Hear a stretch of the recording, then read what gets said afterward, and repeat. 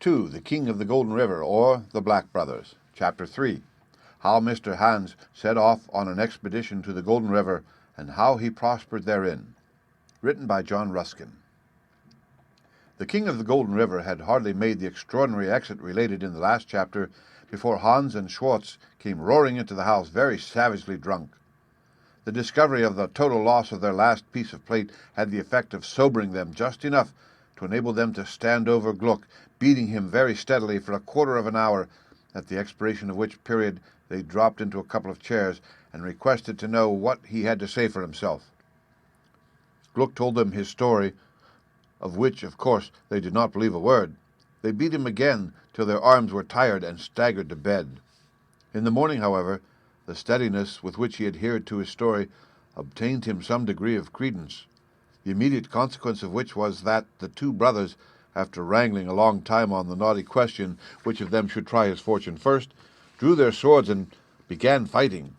The noise of the fray alarmed the neighbors, who, finding they could not pacify the combatants, sent for the constable. Hans, on hearing this, contrived to escape and hid himself, but Schwartz was taken before the magistrate, fined for breaking the peace, and having drunk out his last penny the evening before, was thrown into prison till he should pay. When Hans heard this, he was much delighted, and determined to set out immediately for the Golden River. How to get the holy water was the question. He went to the priest, but the priest could not give any holy water to so abandoned a character. So Hans went to vespers in the evening for the first time in his life, and under pretense of crossing himself, stole a cupful and returned there home in triumph. Next morning he got up before the sun rose, put the holy water into a strong flask, and 2 bottles of wine and some meat in a basket, slung them over his back, took his alpine staff in his hand, and set off for the mountains. On his way out of the town he had to pass the prison, and as he looked in at the windows, whom should he see but Schwartz himself, peeping out of the bars and looking very disconsolate. "Good morning, brother," said Hans. "Have you any message for the King of the Golden River?" Schwartz gnashed his teeth with rage and shook the bars with all his strength, but Hans only laughed at him, and advising him to make himself comfortable till he came back again, shouldered his basket, shook the bottle of holy water in Schwartz's face till it frothed again, and marched off in the highest spirits in the world. It was indeed a morning that might have made anyone happy, even with no Golden River to seek for. Level lines of dewy mist lay stretched along the valley, out of which rose the massy mountains, their lower cliffs in pale grey shadow, hardly distinguishable from the floating vapor, but gradually ascending till they caught the sunlight, which ran in sharp touches of ruddy color along the angular crags and pierced in long level rays through their fringes of spear-like pine.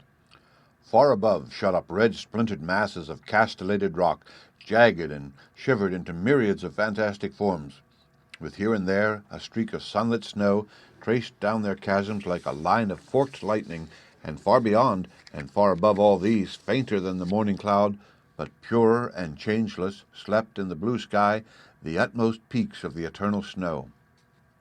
The Golden River, which sprang from one of the lower and snowless elevations, was now nearly in shadow, all but the uppermost jets of spray, which rose like slow smoke above the undulating line of the cataract and floated away in feeble wreaths upon the morning wind.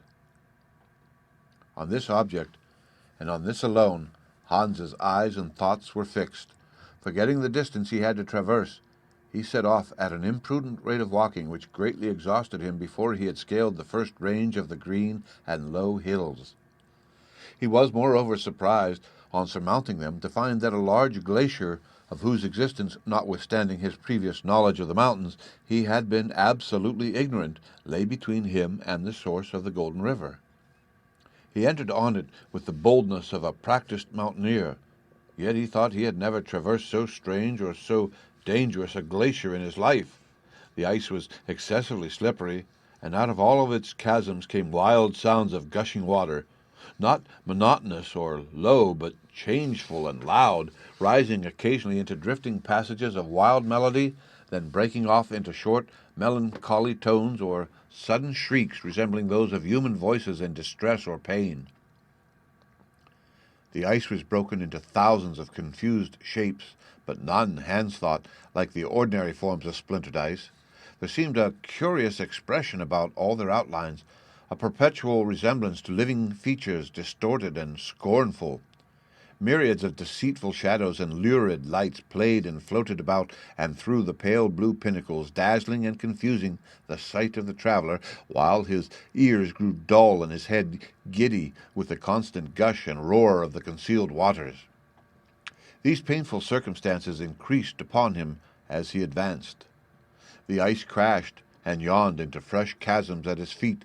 Tottering spires nodded around him and fell thundering across his path, and though he had repeatedly faced these dangers on the most terrific glaciers and in the wildest weather, it was with a new and oppressive feeling of panic terror that he leaped the last chasm and flung himself, exhausted and shuddering, on the firm turf of the mountain.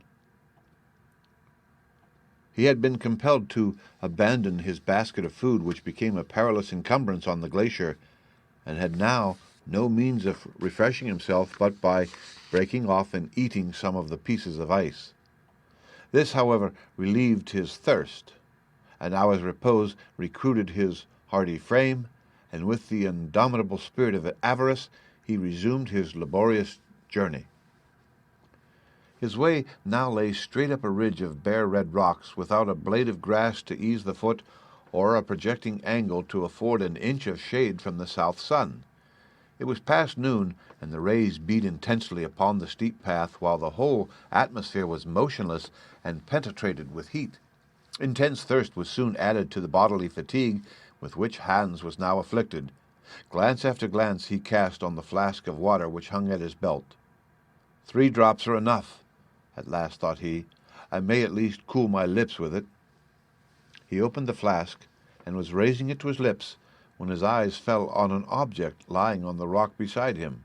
He thought it moved. It was a small dog, apparently in the last agony of death from thirst. Its tongue was out, its jaws dry, its limbs extended lifelessly, and a swarm of black ants were crawling about its lips and throat. Its eye moved to the bottle which Hans held in his hand. He raised it, drank, spurned the animal with his foot, and passed on. And he did not know how it was, but he thought that a strange shadow had suddenly come across the blue sky. The path became steeper and more rugged every moment, and the high hill air, instead of refreshing him, seemed to throw his blood into a fever. The noise of the hill cataracts sounded like mockery in his ears. They were all distant, and his thirst increased every moment. Another hour passed, and he again looked down to the flask at his side. It was half empty, but there was much more than 3 drops in it. He stopped to open it, and again as he did so something moved in the path above him. It was a fair child, stretched nearly lifeless on the rock, its breast heaving with thirst, its eyes closed, and its lips parched and burning. Hans eyed it deliberately, drank, and passed on. And a dark gray cloud came over the sun, and long snake-like shadows crept up along the mountain sides. Hans struggled on.